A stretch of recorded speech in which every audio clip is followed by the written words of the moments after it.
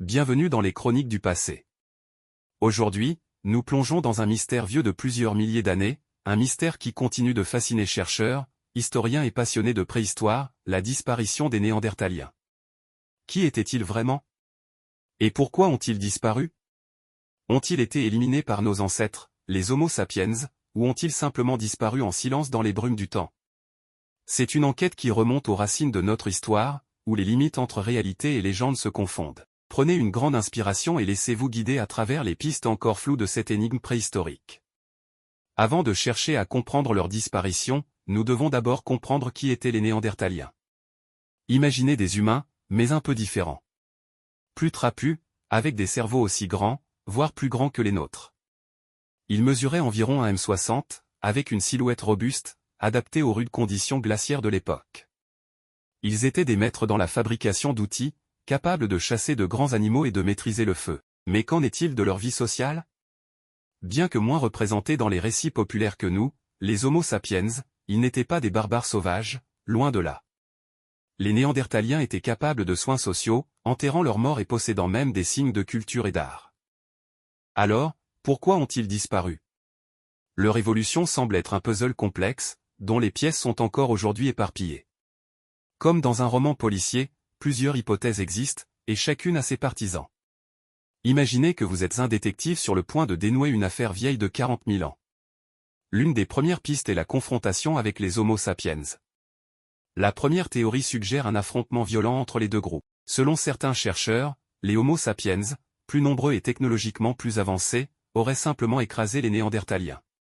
Un peu comme deux équipes de foot face à face, l'une avec des joueurs plus entraînés et mieux équipés, l'autre, malgré sa force, ne pouvant rivaliser. Des fossiles de Néandertaliens montreraient parfois des blessures infligées par des armes, ce qui pourrait indiquer des combats entre ces groupes.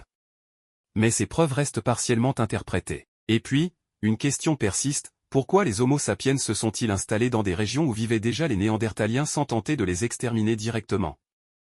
Et si la disparition des Néandertaliens n'était pas aussi violente qu'on le pense?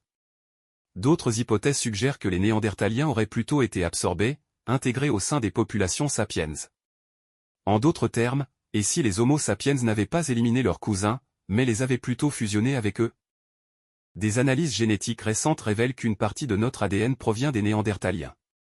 Environ 2% de notre génome est directement hérité de ces hommes préhistoriques. Cela suggère une forme de mélange. Imaginez une rivière qui se rejoint à un autre cours d'eau. Plutôt que de dominer ou éliminer, les deux courants se seraient entremêlés au fil du temps, formant un seul grand fleuve. Une autre hypothèse, moins souvent mise en avant mais tout aussi pertinente, implique un facteur beaucoup plus insidieux, le changement climatique. Imaginez qu'un long hiver s'installe, plus rigide et plus long que prévu.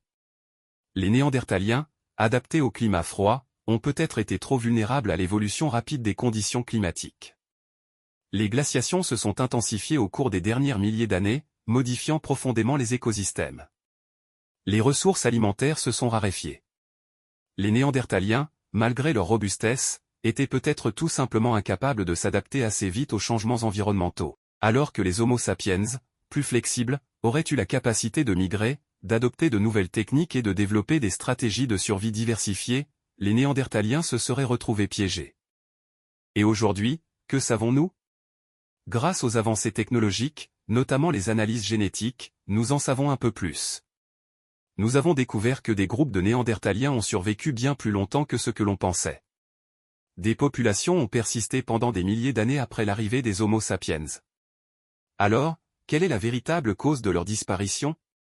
Peut-être est-ce un mélange de plusieurs facteurs, une concurrence avec l'Homo sapiens, des changements climatiques radicaux, des échanges limités, mais aussi des périodes d'isolement génétique. Il se pourrait qu'ils n'aient pas disparu à cause d'une seule cause, mais plutôt d'une cascade de facteurs qui les ont poussés à l'extinction. Le mystère de la disparition des Néandertaliens est loin d'être résolu, et il est possible que la réponse se cache dans une combinaison d'éléments que nous n'avons pas encore découverts. Mais il est aussi fascinant de penser que, malgré leur disparition, les Néandertaliens ont laissé une empreinte sur nous, inscrite dans notre ADN.